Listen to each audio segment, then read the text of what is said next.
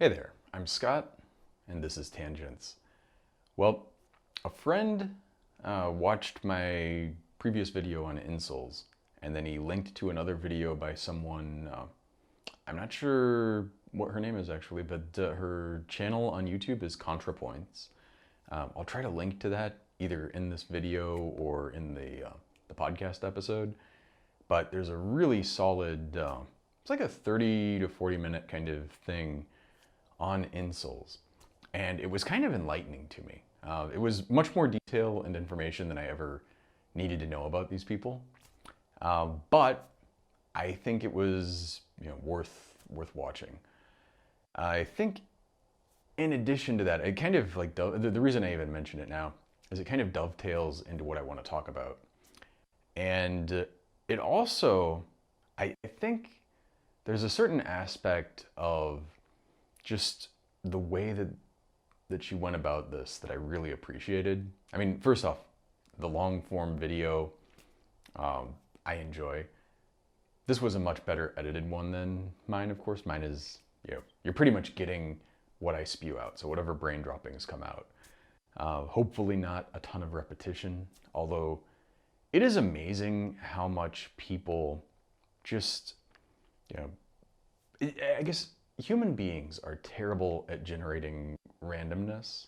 We're extremely predictable. If you try to generate randomness, if you ask somebody to imagine flipping a coin, heads, heads, tails, tails, tails, heads, the sequence that a person will generate is much worse in terms of being a pseudo-random sequence than even just a mediocre algorithm that we have.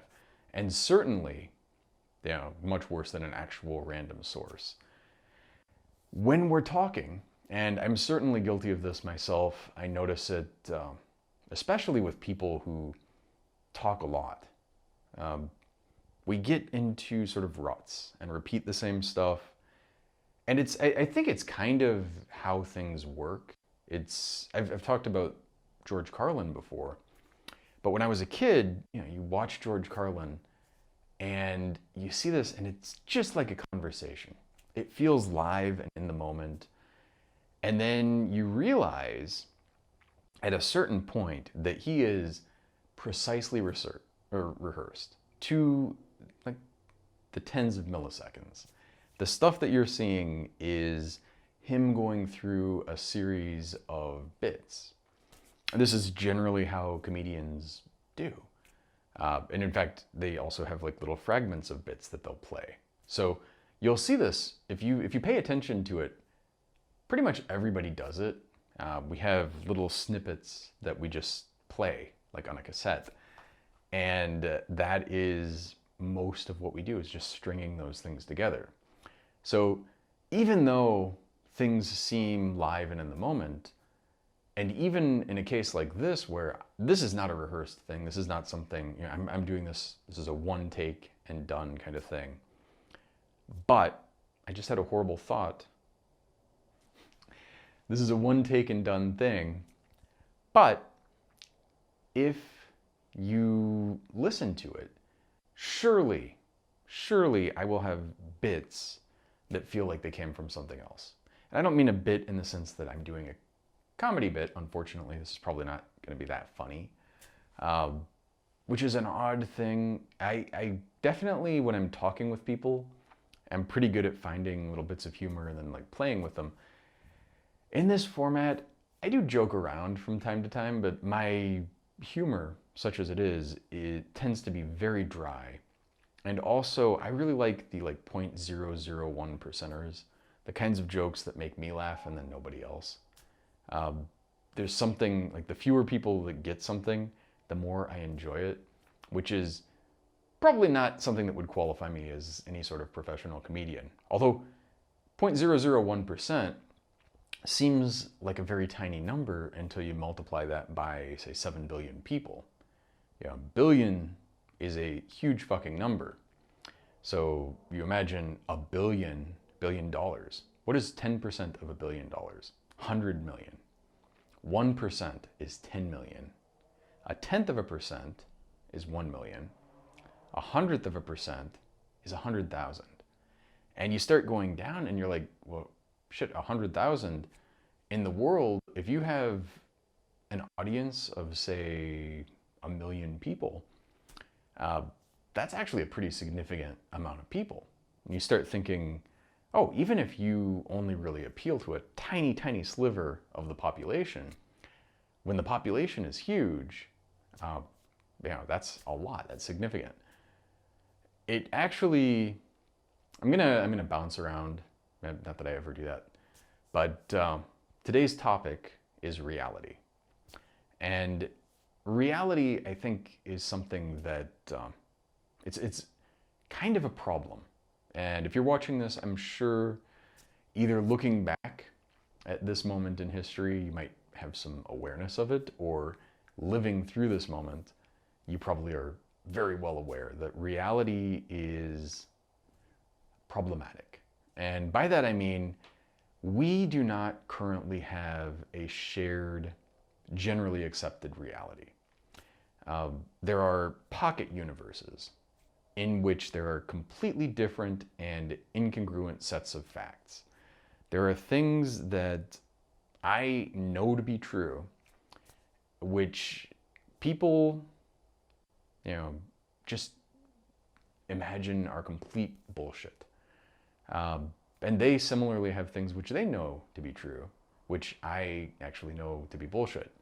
I always try in this kind of situation to think about a sort of relativism, in the sense that, I really am truly correct about some of these things. And I know, like, the QAnon people, they think they're correct, they're certain of it, but they're not. And you think, from their perspective, how do you know? Is there a objective way to measure correctness? It's an epistemological question, obviously, and that is a huge can of worms that I don't want to get into. But it's an interesting thing because, I'm certain I'm right. They're certain they're right. How do you know that you're any more right than they are?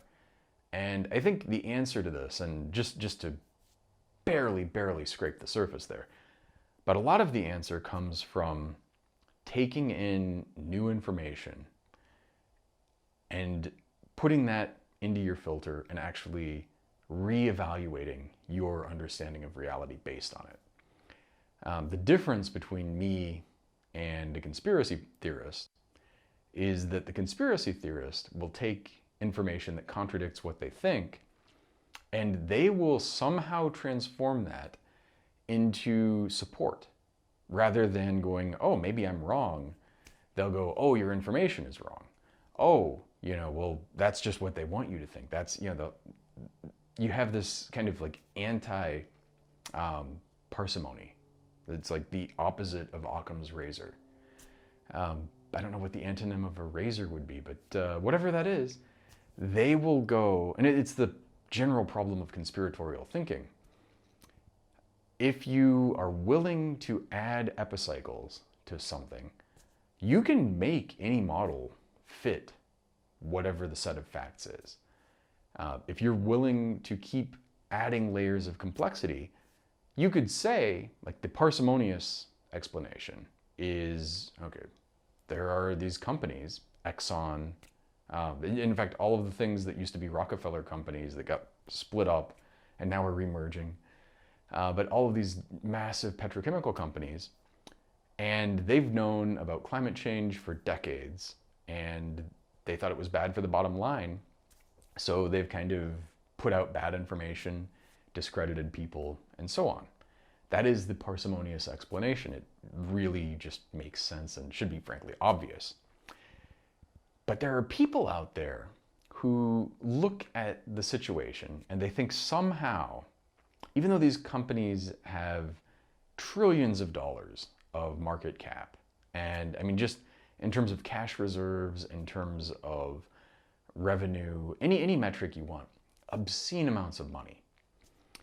Somehow, people imagine that there is like this green conspiracy that's just making up anthropogenic climate change. And they will come up with any number of explanations which are any amount contrary to reality. any disparity between what is obvious, frankly, and okay. This is going to get edited a little bit, which is contrary to my goals and my intentions here. But little technical difficulties, and I'm trying to address them before I get to the end of this and then go, oh shit. I think things are working. Hopefully you won't notice by the time this comes out. But anyway, this sort of anti-parsimony idea that, there is something which can completely contradict all evidence and reason, and yet somehow that has to be the reality. This is, I would say, a problem. This is a thing that, I don't know how you address it. Because once somebody gets into that sort of manner of thinking, once you are willing to keep adding in those epicycles, just, hold on to whatever your idiotic beliefs may be, contrary to any amount of evidence, now there's just no reaching you. It's a serious, I don't know how you even begin to address this. I worry a lot. I mean, it's good that Trump got voted out, but you look at things and more Republicans voted for him, not just in terms of absolute number, which absolutely did, but in terms of percentage. A greater percentage of Republicans voted for Trump in 2020 than in 2016. Now, I know a lot of people who are Democrats and people who generally I agree with, who have these ideas about Republicans that basically are, oh, well, there are these moderates and they're reasonable and all of this. If you look at Trump's approval ratings, Gallup has a presidential approval center. And the center lets you go through some time frame and you can pare down, are you going to look at Republicans versus Democrats, independents, whatever, men, women, break it by socioeconomic status or age or whatever. It's kind of nice, kind of interesting. It doesn't work perfectly, but you play with it a little bit, you can make it work, and then you can see the correct results. You go there, and at the absolute worst, Trump's approval among Republicans went down to about 79%. And that was in, I want to say 2017, for a very brief moment. Went back up, over 90%, hovered around 90% for a while. And then with all of this shit going on, his approval has gone down to about 80% among Republicans. As I speak now, that is the current approval rating. Now, I understand 20% is something, and 20% of Republicans, you're going oh, well, maybe 20% is not that bad. The problem is that of the Republicans who voted in 2020, a fuck ton more than 80% voted for him. And here's the thing. Even if they don't approve of him, they're oh, well, I'm going to vote for him because I don't like the other guy. They have crazy ideas about Biden. And one of the things that just drives me fucking batty is people think Biden is some massive socialist, which is, if anything, 80s era Republican, definitely not anywhere near where I am politically, and certainly not further left. It's detached from reality to even think this. And it's an annoying thing because you have Democrats who sit there and they're oh, well, we need to get these reasonable Republicans. They, support Project Lincoln, for example.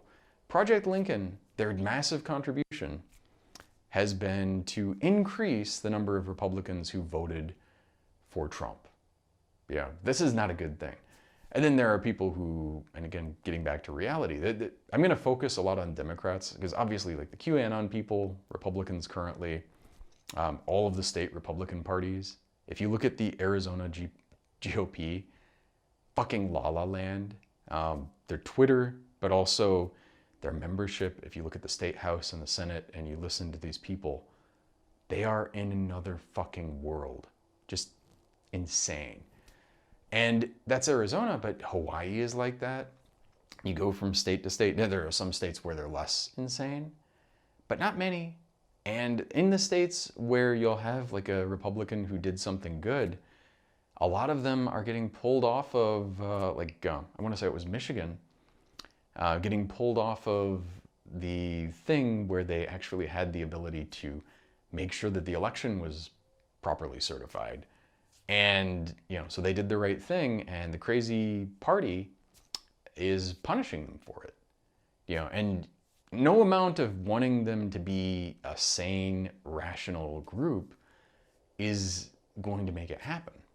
And all it does do is basically guarantee that we're doing things that are just stupid and counterproductive. But one huge thing that always bothers me is no matter what, in my lifetime, and I've seen Democratic and Republican administrations, I've seen a decent number, even from the point where, factoring in that when I was a baby, I wasn't politically aware.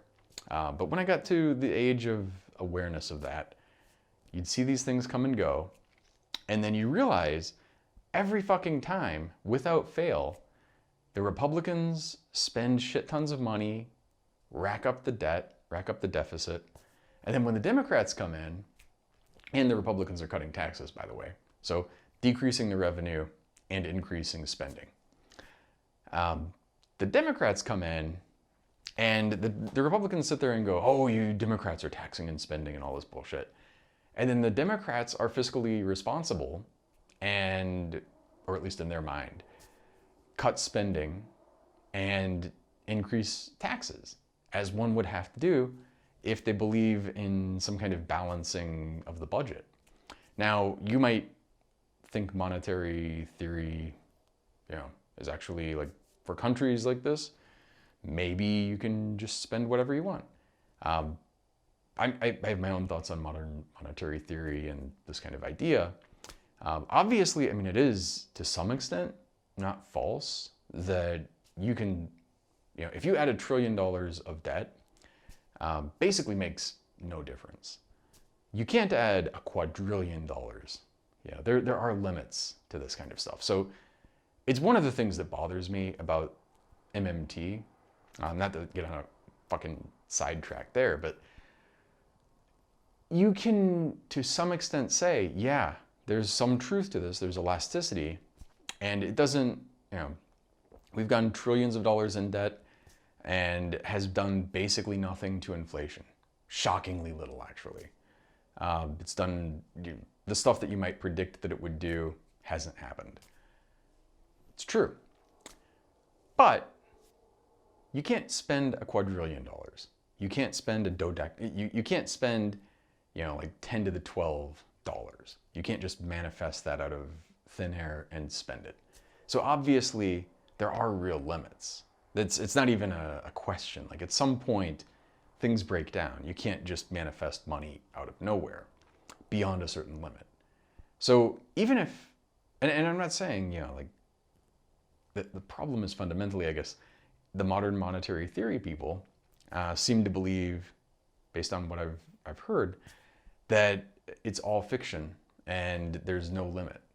And then you'll get people, you have the sort of, I'm not an anti-vaxxer, but, the sort of air quotes vaccine skeptic version of MMT, where they're like, well, I'm not saying that you can spend an infinite amount of money, but you start getting into this and you're really into this anti-parsimony area where you are, reality obviously is contradicting what you think.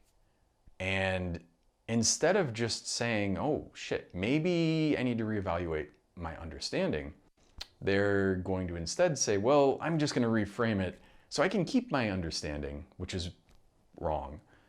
But, add some epicycles and add some complexity to it. And then you get to say, oh, I'm not a blah, but. And then it just makes the fucking, everything gets messy and muddy. And you can't even have a discussion with people because you have people who are, frankly, completely anti-vax. Not to keep going to that one, but bugs the shit out of me. And yet they'll say, oh, I'm not an anti-vaxxer. You have people like Rawlings who are TERFs, and yet they say that they're totally, my transsexual friends can, totally. She pretends to be a supporter, and yet not. You have people who say this kind of shit, and it's just, at least if there's a good faith argument, you can have a discussion, you can have a debate. If people define terms reasonably, you can sit there and, get somewhere. But as soon as people start doing this kind of shit, you're fucked. You're frankly fucked. And this is part of the problem with this kind of stuff, because you have the people who are willing to completely throw away parsimony. And then you have people who are arguing, and there's bad faith argument where it's just obviously totally disingenuous. They're gonna say whatever the fuck they want to say, whatever there's a whole thing that I've run into many times where they go down some path, you address some part of it, and then they totally, veer off into some other direction, keep moving goalposts. There are a whole slew of things like this. But another aspect of bad faith is that you intentionally redefine terms and sort of, I'm trying to think of what you would even call this. It's not exactly moving the goalposts, but it's blurring the lines in a way that it's not even that there's a goalpost there, it's that now it's so blurred that you can't even say, it's this. You're saying, here's the line, and obviously this is true. Well, if you blur that line enough, then I can say this, it still doesn't invalidate what you're claiming, because you've blurred it to such an extent that there's just no, it's impossible, fundamentally impossible to invalidate it. I think this is another one of these sort of reality relativism things.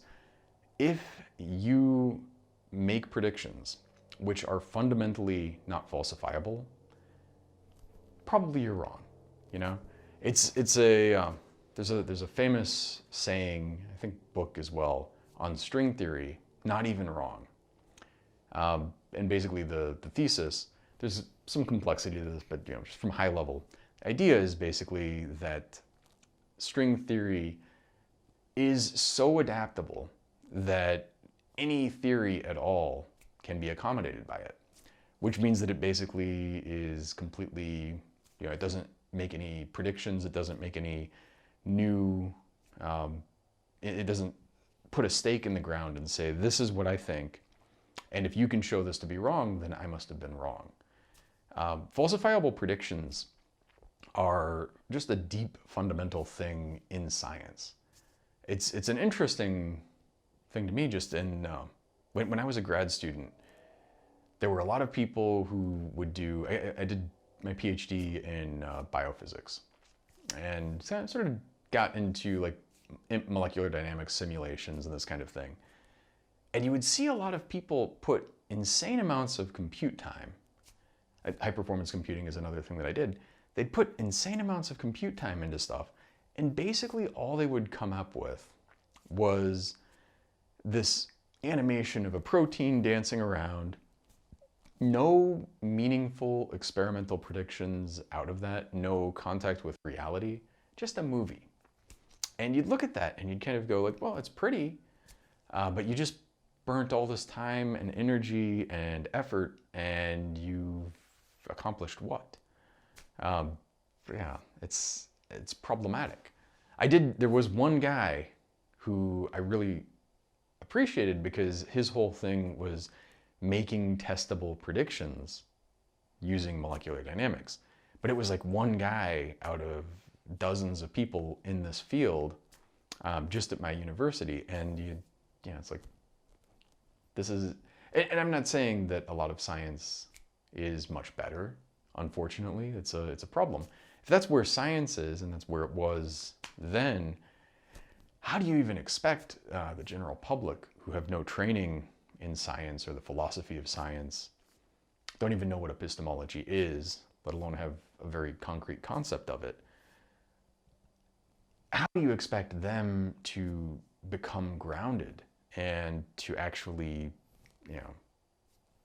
eliminate bad realities? eliminate disconnects in that sense? I don't know. I really don't know. And I worry also. So again, Republicans, I'm jumping back to the politics part. I don't want to talk about politics, but it's like, it's deeply embedded in society and it's hard not to. And it also, I mean, it's an interesting thing. A lot of people say, oh, I'm above politics. I don't want to talk about politics. The problem is that whether or not you want to talk about it or pay attention to it, it affects you. It has an impact on your life. So, kind of stuck. So basically, Republicans, la la land. But the Democrats, and these are the ones that I care about, I'm not even going to talk about the Republicans because just take for granted they're nuts. And when I say they, anytime you make a generalization, obviously there are certain Republicans who are not completely out of it, although it's a very tiny minority, freakishly small minority.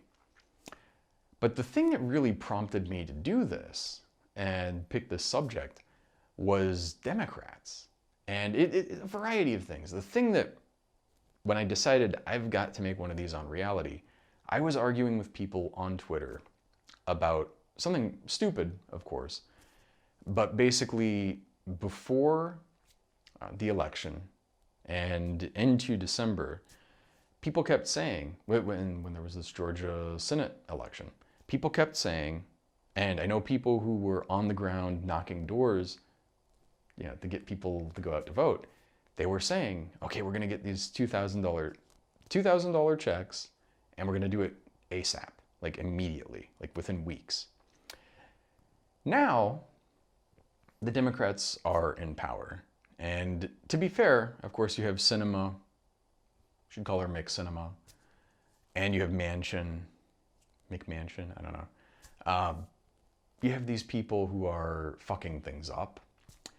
But you also have the party who, just by and large are not helping here. And they're pushing for things like a lot of means testing. And means testing, I mean, whole talk on that if I wanted to, but means testing is just dumb. Fundamentally silly and dumb. It's one of these things that if you haven't thought about it, there are so many things like this. I started making a list of this a little while ago, but there are so many things like this where if you talk to somebody random and you've never thought about something, you're like, okay, well, we're going to give people help and we're going to decide who gets the help based on who needs it. Who's going to argue with that? It sounds like, yeah, of course. That's totally what you would do. That's means testing. The problem is that it doesn't work. B, and getting back to A, there's no way in principle to do it. You can't, what are you going to do? So the thing that they generally do is say, let's look at the taxable income of 2019 and make decisions on 2020. Well, the problem is there was no pandemic in 2019. People lost their jobs in 2020. Somebody could have been making 100K in 2019, lost their job, and now they're fucked. And now, because there's going to be either a 75K threshold or there are Democrats, not Republicans, fucking Democrats, pushing for a 50K threshold for individuals. Families, it gets more complicated, but individual threshold, 50K, somebody made 50K plus $1 in 2019, they get zero. Versus, you make $2 less, and they'll get something. What is that something going to be? Well, it's not going to be a monthly payment, like an emergency universal basic income, which it should be, which a lot of other countries are doing, which we could totally do. And which, despite the fact that modern monetary theory is kind of, a little bit bullshit, we could totally do it. And in terms of, just like, if you look at the stimulus packages that we've made, it's not like a dramatic increase in what we've spent. But most of those have gone to people who are millionaires and billionaires.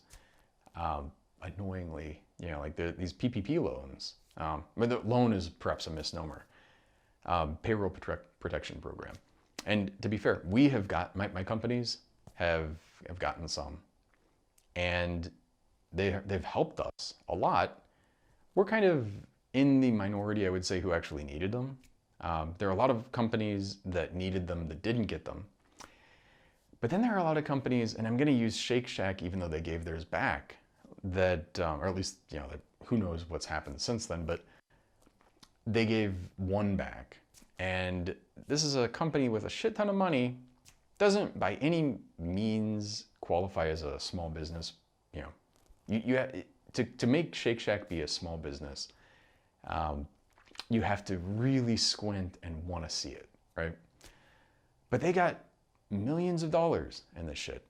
People, you know, I'm not going to name a bunch of people, but there are a ton of people who got millions of dollars and fucking hell did they need it. Absolutely didn't need it. And this is all going into these loans, hundreds of billions of dollars of these things. I think they just did the third round of it too. It's a thing that I'm sure they're going to do more even. That's a shit ton of money. And we're worrying about whether or not we can give individuals cash payments. So you have this rolling back though. If you made $50,000 plus $1, assuming that one goes through, let's even say it's the 75. 2019, you made $70,000 or $75,000 plus $1.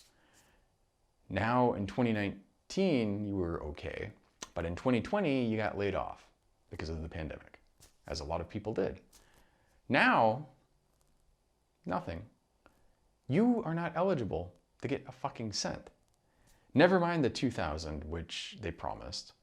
And then you have, and this makes me feel fucking insane. 2,000 somehow became, well, there was this thing where they gave you 600 a few months ago, and so that's kind of a down payment for this. And Biden did say that, it drives me fucking insane to even say this. There was a New York Times article that said that the plan was a down payment. Didn't say that the $600 in this stimulus was a down payment, but never mind that now. Yeah, I just feel insane here. There's $600 then, $1,400 now, plus the 600, now it becomes 2,000. Magically, that's totally what people meant. No, it's not. And also, the thing that's annoying about this is to give every man, woman, and child an extra $600, an extra to top it off the 2,000, would cost $200 billion. Now, $200 billion is a shit ton of money, don't get me wrong, but $200 billion is a tiny, tiny fraction of the stimulus plans. And when you look at it, like $200 billion to give people who need it money, it's maddening. It's fucking maddening not to do it. It's insane, especially when you're giving companies that don't need it money. And people who have, you know, if somebody's net worth is into the millions or tens of millions or hundreds of millions or billions of dollars, they sure as fuck don't need the stimulus here. So anyway, that's this whole thing. The other problem with means testing, or another problem, is that it adds overhead. So by putting in means testing, you have an additional process, a barrier to putting this stuff out. So you've already got the thing where you're gonna give it to people who don't need it for sure, and you're gonna give it to people, or you're not gonna give it to people who do need it. But also, you're doing that at the cost of additional time and money and effort to decide who gets it and who doesn't get it. So you're making it worse, you're making it cover fewer people who need it, you're spending more money on it, and it's a shocking amount of administrative cost that goes into means testing when you actually look at it. And then, on top of all of this stuff, and the reason that, you know, like means testing sounds good again, if you haven't thought about it, you're like, well, do you really want to give a millionaire $2,000? Well, yeah, because you'll tax them more and they will pay that back in their taxes. It's just like the way fucking math works. It's the way, yeah. Now, to be fair, maybe all of their wealth is in stocks, And if they don't cash it in, then they're not paying the long-term 20% capital gains rate, so they're not even getting anything like that. You know, that's another issue. But if you tax people, then the people who, air quotes, didn't need it will put that back in.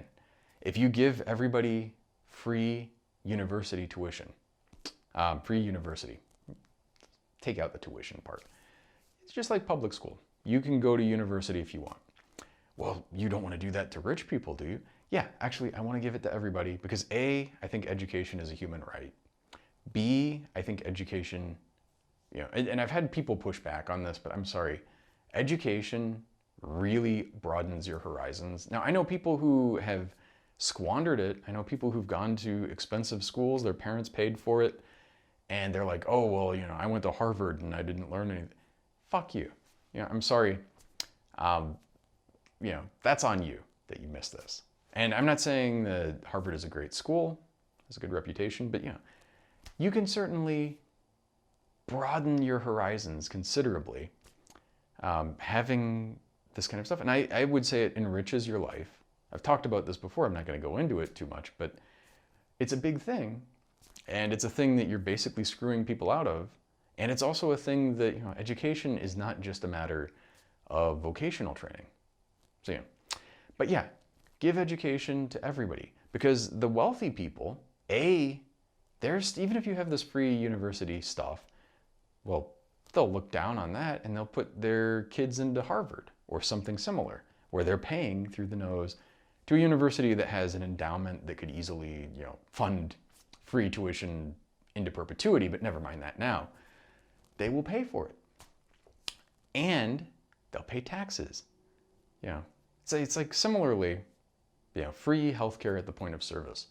Well, do you really want to give it to rich people too? Yeah, I want to give it to everybody because the rich people are going to be taxed. Like the right thing to say here is tax the shit out of them so that they're paying way more, not only to cover themselves, but other people.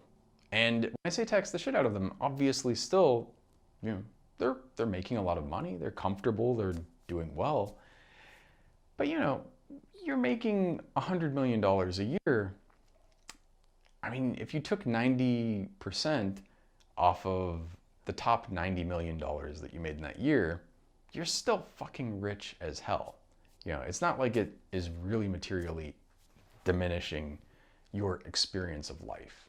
And in fact, this is gonna wrap up in a minute, but I saw yesterday Chrissy Teigen, not to pick on her, but needs some picking, right? She tweeted about this thing where she goes to a restaurant and the waiter recommends a bottle of wine. Gets the bill. They didn't even finish the bottle of wine, get the bill, and oh wow, it's $13,000. Okay, so you look at that and you're like, that's really kind of fucked up a little bit. Again, if you don't think about it, you actually think about it, Chrissy Teigen and John Legend's net worth is about $75 million. So that $13,000 bottle of wine, which again is ridiculous, but to them, that is less than 0.02% of, I mean, it's a crazy inconsequential amount. 0.02% of their net worth on that bottle of wine. This is why when you get wealthy people, they start doing crazy shit like getting a hamburger that's coated in gold leaf. Because at a certain point, this is why also you need progressive taxes. At a certain point, you can't eat all the money you have. You know, Jeff Bezos could not possibly spend in any reasonable, like, he could spend $1 million. This is how much $200 billion is. Spend $1 million on every meal, breakfast, lunch, dinner. $3 million a day. 100 days, that's $300 million. Every year, almost $1 billion, right? Sounds like a lot of money. He could do that into perpetuity and still not have his net worth go down because he's making more than, you know, well, making is a relative thing, but Amazon's value keeps going up. So he's actually increasing his net worth more than $1 billion a year So you start imagining like how, and it's not really physically possible to eat $1 million worth of food, no matter how many $13,000 bottle of wines you have. So again, $13,000, 0.02% of their net worth, $75 million. The median US net worth is something like, I'm gonna forget it, but it's a ballpark 120, 130-ish, let's say 125K. You multiply that out, 0.02% of that ends up being something like 25 bucks. So, and of course, that's the median. A lot of people don't have anywhere near that much net worth, but for somebody at the median level, that $13,000 bottle of wine is like a $25 bottle of wine to them. It's pretty, it puts it into perspective, and I think it's something that you really have trouble. Big numbers are hard to conceive of, and when you start getting into like tens of millions of dollars, hundreds, billions of dollars, hundreds of billions of dollars, it's really like, even if you put landmarks in and you try to build up the scale, it's difficult to keep in your mind like how much money this is. If you conversely, while we're talking about it, look at Jeff Bezos, and he's like $200 billion, a little bit shy, but basically there. Elon Musk, same thing. If you take that same percentage, 0.02%, it's actually like 0.0179 or whatever it actually is, like say 0.02. For them, that's something like $35 million. So that $13,000 bottle of wine for Chrissy Teigen is like a $36 million bottle of wine for Elon Musk, which again, crazy perspective. Or a $25 bottle of wine for the median household. Or, if you want to look at this, not to just like shit on rich people, one thing, it's important to kind of put a mirror on yourselves. In Haiti, I think the median net worth, Haiti was at the bottom of this list, so it's why I'm bringing him up. The median net worth there is something like 250 bucks. So for them, that same bottle of wine would be a few cents. And you think about it, I mean, just for perspective, that's saying that $13,000 for Chrissy Teigen is like a few cents for you if you're a median person in the US. Or $36 million for Jeff Bezos is like a few cents for you compared to someone in Haiti. Hopefully that makes sense what I'm saying. But when you think about it in that way, and I don't even, part of this is like, on one hand, Chrissy Teigen, real problem with, just deep fundamental problem with empathy and perspective and all this. But you can kind of understand, she's been a model since she was 21, was obviously very attractive before that. Not someone who's lived a life that has forced a lot of perspective and empathy on her. And you can kind of understand, like you have all these sycophants like sucking up to you. Nobody's telling you you're wrong, or anybody who's telling you you're wrong, you've got a whole fucking cadre of people lining up to tell you you're right and pat you on the back and say they don't know what they're talking about.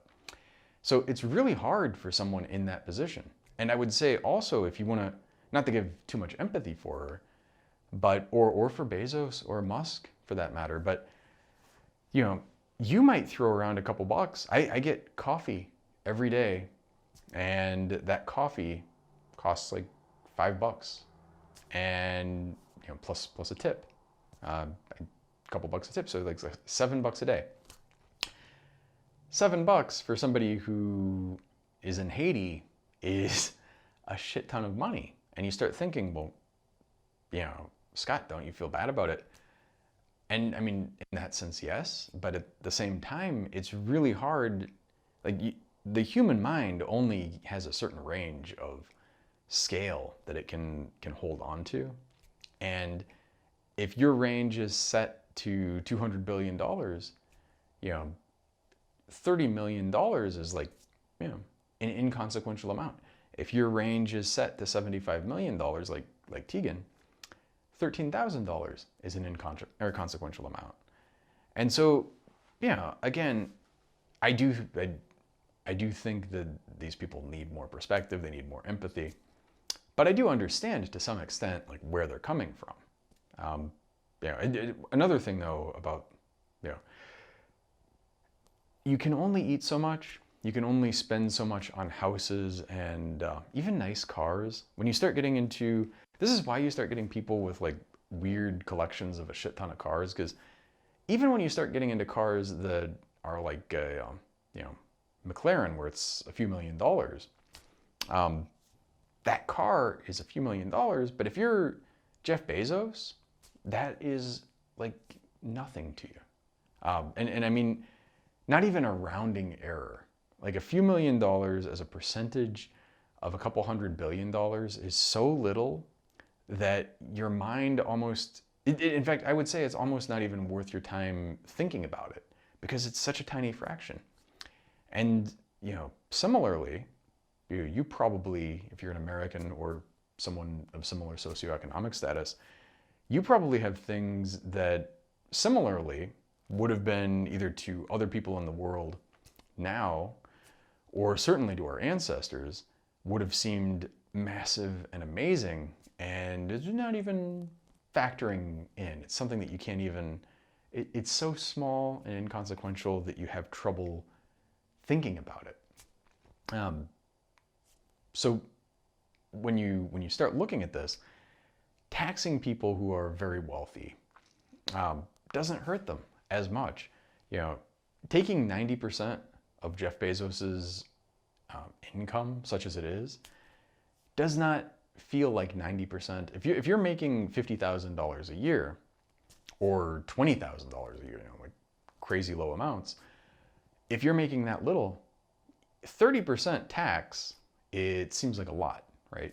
Because the cost of living is relatively inelastic. Even if you're really, you're doing everything you can to save money, you live in a place that's as low rent as you can, you're not getting expensive food, you're not going out, you're doing all of this right, you have a certain sort of nut that you have to make.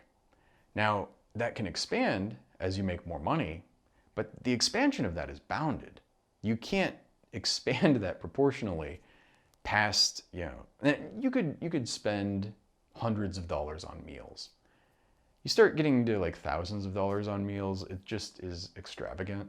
Like if I would say someplace before Nobu, I don't know where it is exactly that you would cut the thing, but there's a place where you get to the food just being expensive for the sake of being expensive, and it's just like, oh, I need to feel that I'm spending money, so I'm spending a ridiculous amount of money on food. But even then, even if you're going to those places, if you're pulling in millions of dollars a year, and you think about Tegan and Legend, if your net worth is $75 million, they're way past the tipping point where just, unless you're doing stupid shit, just have investments at market rate, just then like put money in index funds. At that, you are making millions of dollars a year.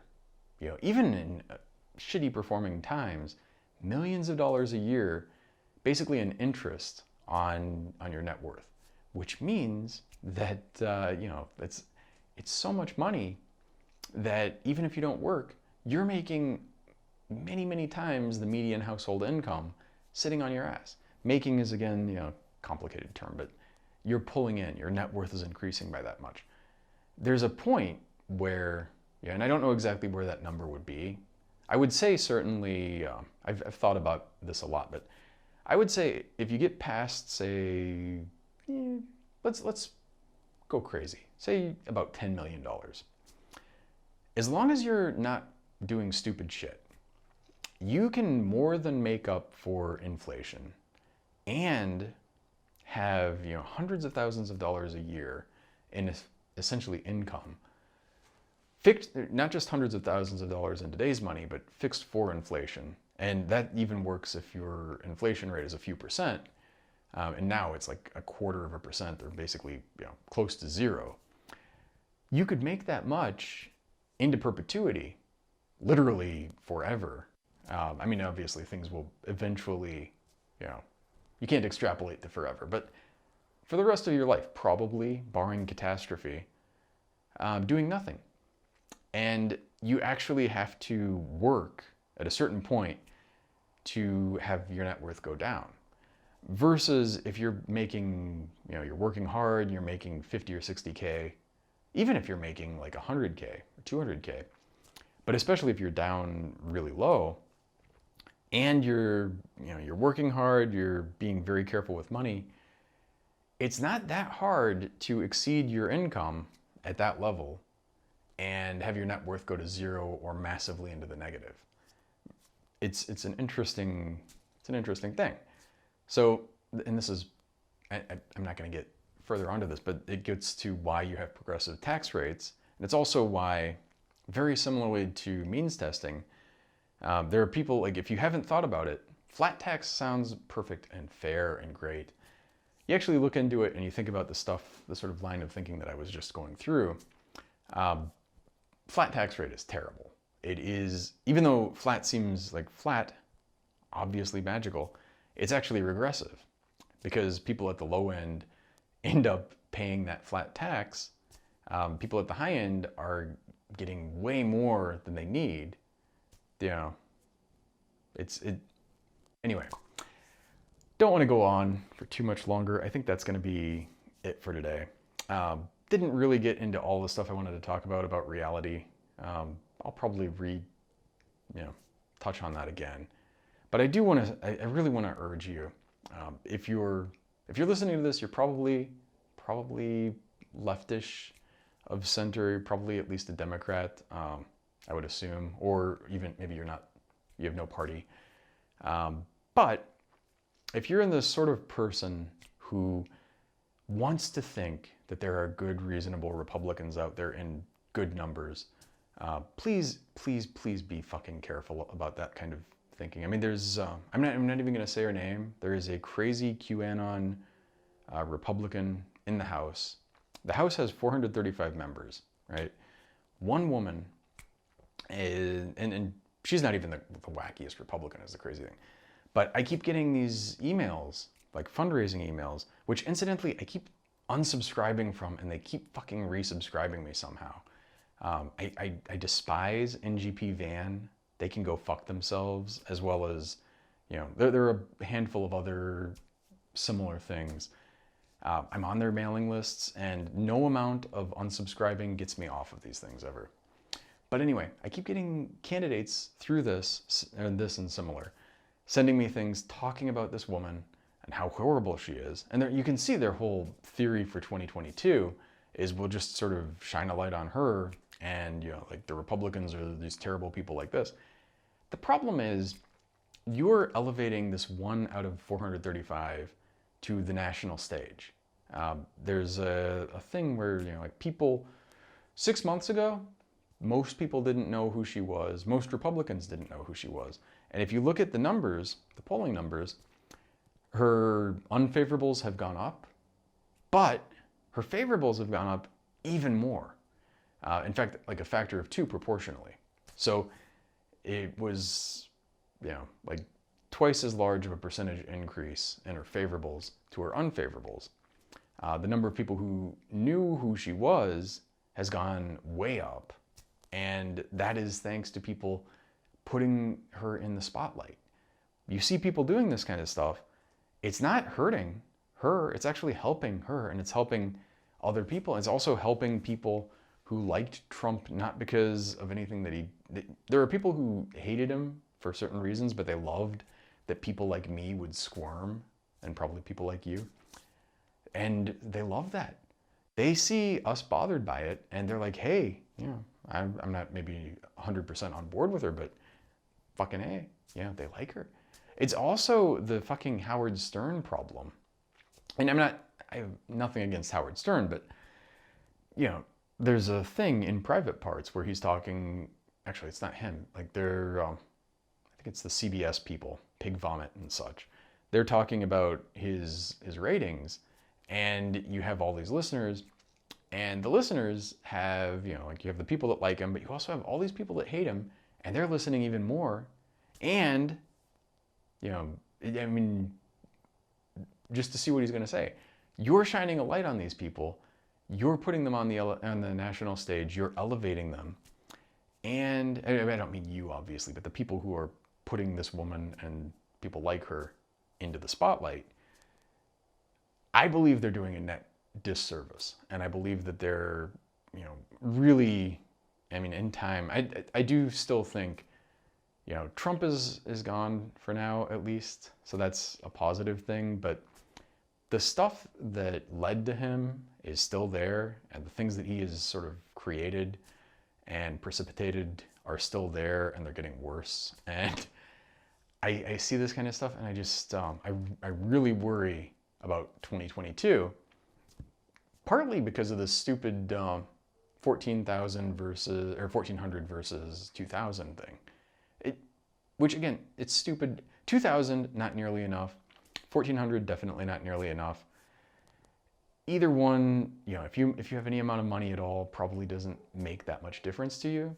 But it's really easy to make an attack ad or to have people be disappointed by, oh, well, they said they were going to give us 2,000 and they only gave us 1,400 and they only did that to this number of people. And it also, like, one of the problems with means testing, to go back to that, an additional problem that I didn't even mention there was just that it breeds animosity. And especially if your means cutoff, even if you imagined that 50K or 75K was the current amount and not from the previous tax year, if somebody's at 60,000 or 80,000 and they're seeing the people just a little bit below them getting a check for $1,400 or $2,000 or even $600, I gotta tell you, it's really easy to sell that person on, look at those people below you who are getting free money. And you're paying your taxes and they're getting free. It's an easy story, and it's not necessarily right, but it's fucking unforced error. It strikes me as dumb. Bending over backwards to accommodate Republicans who are going, no matter what you do, to say that you're taxing and spending, dumb, fucking dumb. Because they're gonna say it anyway, right? If you don't do it, or you do like moderate, air quotes, stuff, then they have evidence for it and you didn't give anybody anything. So they're like, oh, well, yeah, fuck you. If you actually put through universal health care and you taxed wealthy people and you potentially even lowered the taxes for, middle class people, or even if you kept them the same, now your taxes are up a tiny bit, but your health insurance costs have gone way down and your medical costs have gone way down. People will see that and they will feel it and they'll be like, oh, maybe these guys aren't so bad.